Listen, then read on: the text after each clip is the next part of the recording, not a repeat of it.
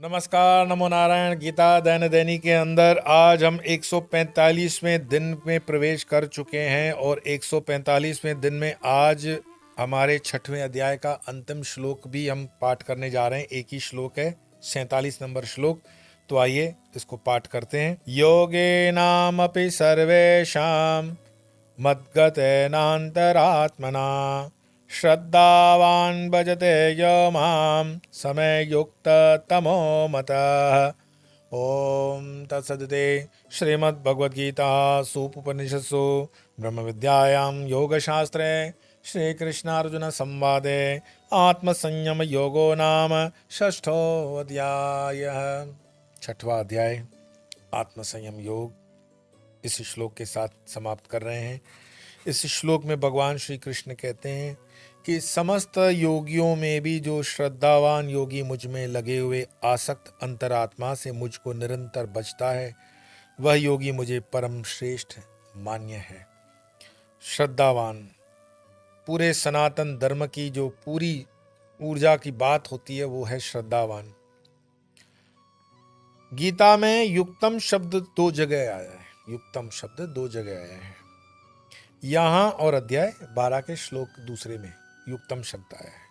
यहाँ केवल ब्रह्म ज्ञान को महत्व न देकर ब्रह्म निष्ठा की प्रशंसा की है, अतः निरंतर समाधि का अभ्यास करना चाहिए। यही बात अध्याय 12 के श्लोक 12 में ज्ञानाद्यानम विशिष्यते, वो वाला श्लोक इन शब्दों द्वारा कही गई।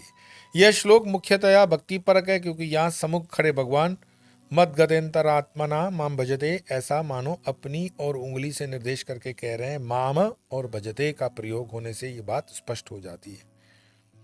अब 7वें अध्याय में ब्रह्म के स्वरूप का तो हम कल अध्ययन करेंगे ही, लेकिन जो ये मुख्य श्लोक हम पढ़ रहे हैं कि योगी नामपि सर्वेशाम, योगी नामपि सर्वेशाम मद गतेन नान्तरात्मना श्रद्धावान भजते यो माम समय युक्त तमो मत। भगवान श्री कृष्ण के मुखारविंद से ये जो श्लोक आत्मसंयम योग को हम सुन रहे हैं, इसमें श्रद्धावान का मतलब क्या होगा, श्रद्धा कैसी होगी? तो श्रद्धा ऐसी कि माँ जैसे बता देती है छोटे बच्चे को, बेटा उस कमरे में मत जाना, हाउ रहता है, और वो हाउ जो है ना उसके जीवन में बना ही रहेगा कभी भी।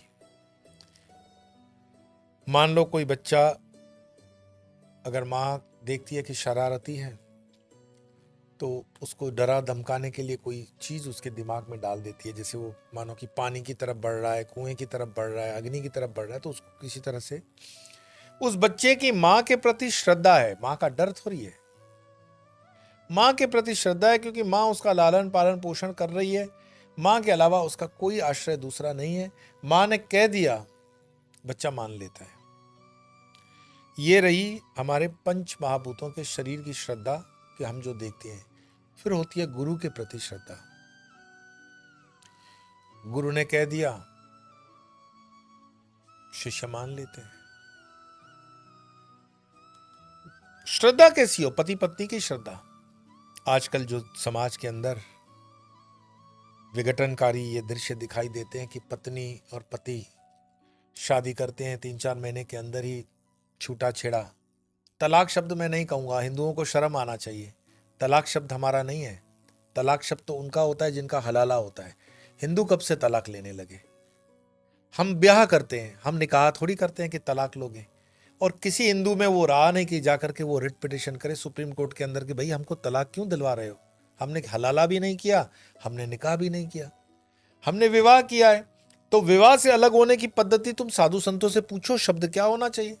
कुछ भी थोप दिया उन कांग्रेसियों ने। तलाक हमारा शब्द नहीं है, तलाक हमारी प्रथा नहीं है, तलाक हमारी संस्कृति नहीं है, तलाक हमारा इतिहास नहीं है। और ये जिन लोगों ने इस पूरे देश पर थोपा, मैं कहूंगा वो धर्मद्रोही थे। समय आ गया है इन चीजों को सही करने का। तो पति पत्नी के बीच में सामंजस्य कैसा हो?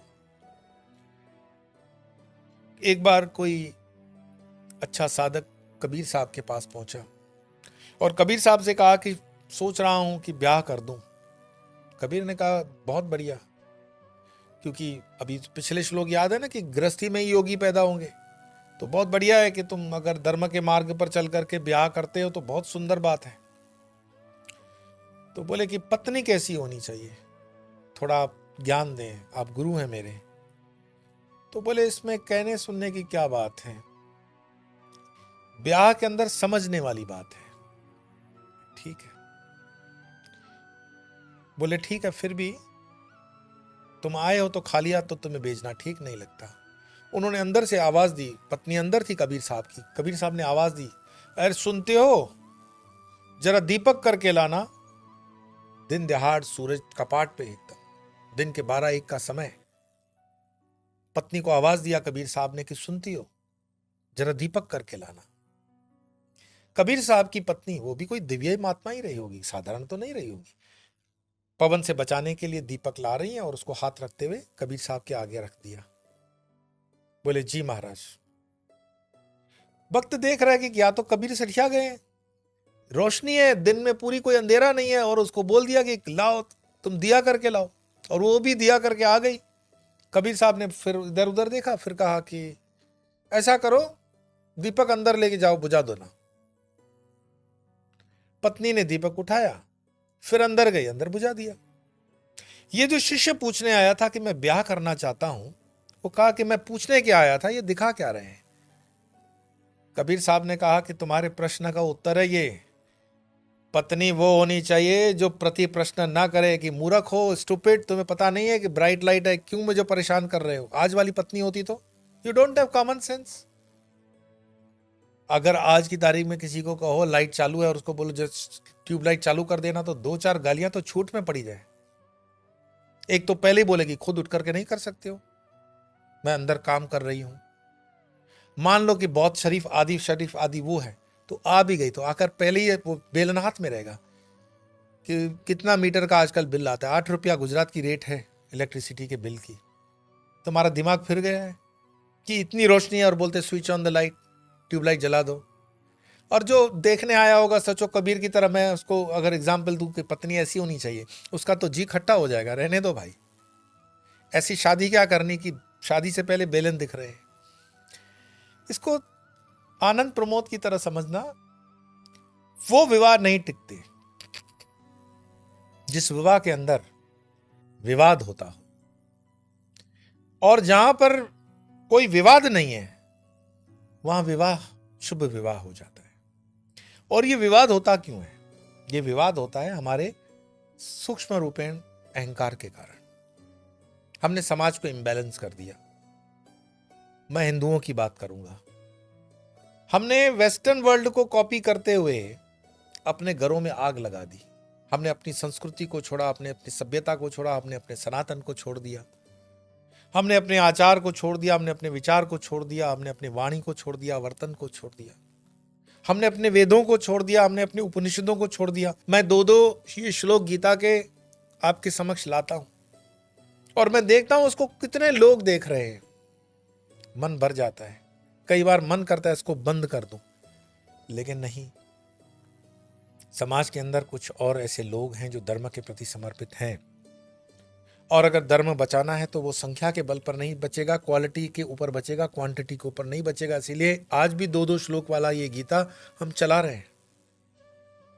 मैं जब देखता हूं कि स्वामी यो चैनल के ऊपर 4 लाख हम पहुंचते हैं और यहां पर इतने श्लोक डेली देने के बावजूद भी 12,000 पे रहते हैं, तो इससे ये नहीं दिमाग लगाना कि इसमें कमाई की कोई बात है। कोई बात नहीं है।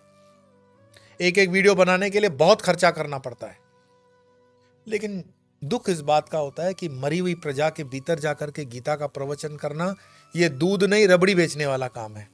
और जो लोग डुप्लीकेट रबड़ियां कर रहे हैं उनकी तो रबड़ियां भी बिक रही है और लोग खा भी रहे चस्के देकर, और फूड पॉइजनिंग से मर भी रहे हैं, और फिर कह भी रहे हैं कि मर क्यों रहे हैं।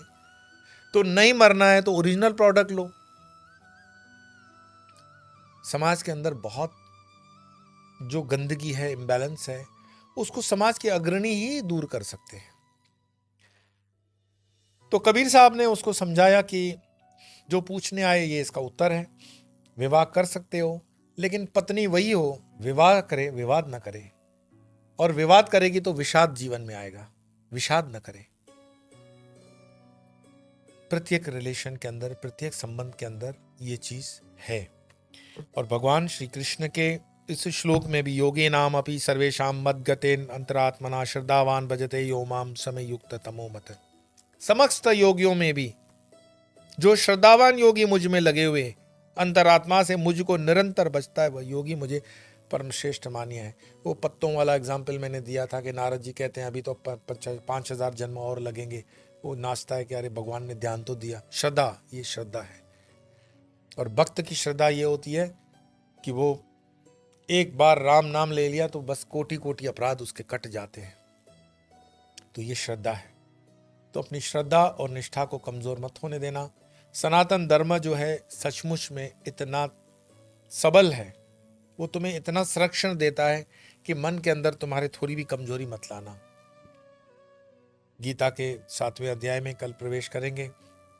आज इतना ही, लेकिन अध्याय को पूर्ण करने से पहले विराम देंगे एक श्लोक को पाठ करने के बाद। योगेनामपि सर्वेषां मद्गतेनान्तरात्मना श्रद्धावान् भजते यो मां समयुक्ततमो मत।